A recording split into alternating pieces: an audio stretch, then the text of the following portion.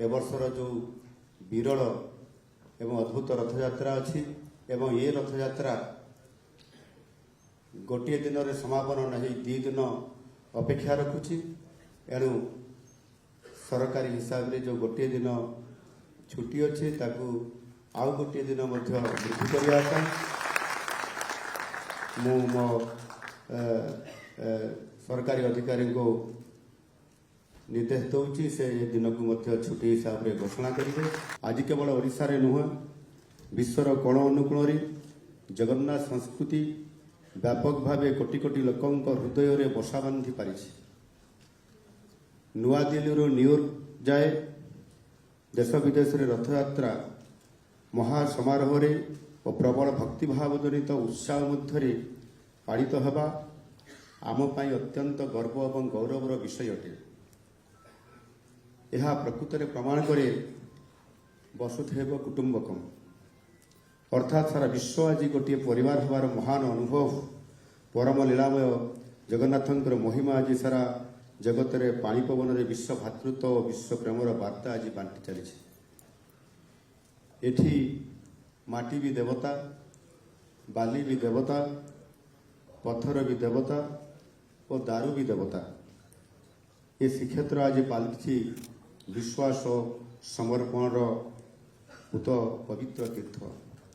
यह आम पाई एक महनीय उपलब्धि निश्चय।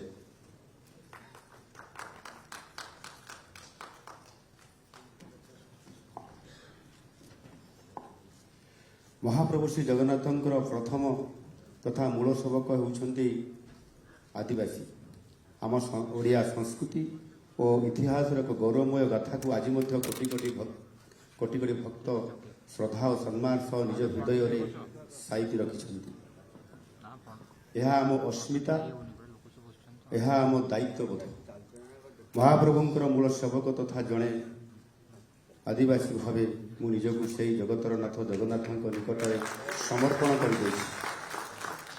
एवं से विश्व नेतांकर पवित्र घोष यात्रा व रथयात्रा रे आज आरंभ शेष जाए प्रत्येक विधि निर्दिष्ट नीतिकांति और जानी यात्रा जनित विधि व्यवस्था जेपरी त्रुटिशून्य और सफल रूपे शेष हम एने मु सभी आंतरिक शुभेच्छा और सहयोग कामना करुछि। मोर विश्वास आम यहाँ सर्वाग्य सफल करिबारे समर्थ हवा।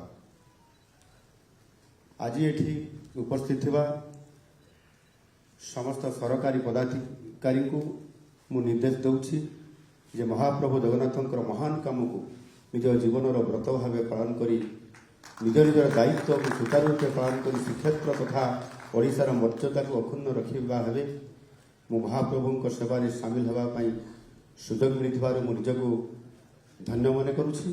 सभी को आउ थे आंतरिक शुभेच्छा ज्ञापन करुछि। एठी आपण तरफ जेहेतु ए वर्ष विरल एवं अद्भुतपूर्व रथयात्रा हेबापाई जाउछि एवं जहाँ मु शुणी जे 53 वर्ष पर अर्थात 1971 मसीह एभली एक भव्य एवं विरल रथयात्रा होता एवं आज 53 वर्ष पर पुनर्बार हेबापाई जाउछि एवं जितेबेले आज मध्य एक नुआ सरकार आसिछंती एवं तांकरी ए सरकार समय एभली एक सुजोग आसी निश्चित भाव में आम नुआ सरकार पर मध्य ये गोटे अति आशीर्वाद एवं ये भाग्यर कथा आमको सुजोग मिली आज ये रथयात्रा सामिल होगापाई। अनुरोध करा जायछि आपण मानक तरफरु जेहेतु ए वर्षर जो विरल एवं अद्भुत रथयात्रा अच्छी एवं ये रथयात्रा गोटे दिन रे समापन नहीं 2 दिन अपेक्षा रखुची एणु सरकारी हिसाब रे जो गोटे दिन छुट्टी अच्छी ताकू आउ गोटे दिन मध्य वृद्धि करने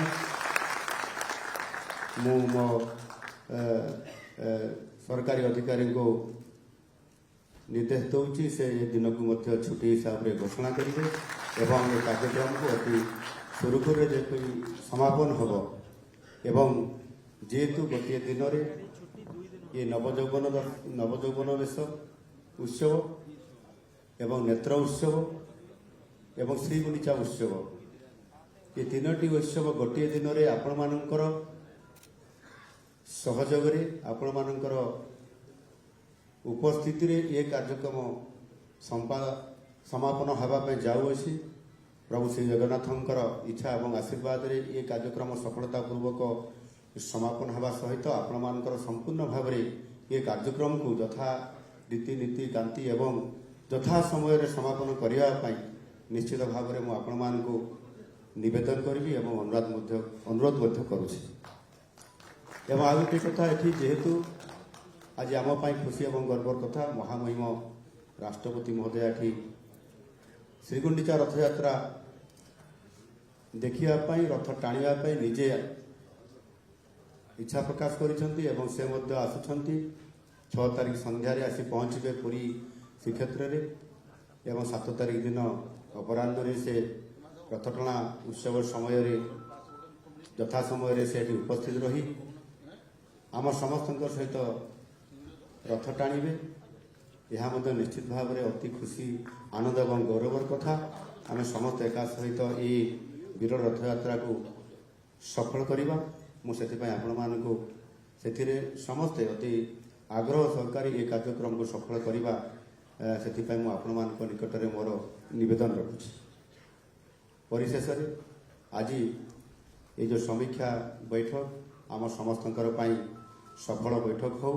ମହାପ୍ରଭୁଙ୍କର ଆଶୀର୍ବାଦରେ ସାରା ଜଗତର କଲ୍ୟାଣ ହେଉ ଏ ପ୍ରକାରର ଆଶା ରଖି ମୋର 2 ପଦ ଏ କଥାକୁ ରଖୁଛି। ଜୟ ଜଗନ୍ନାଥ।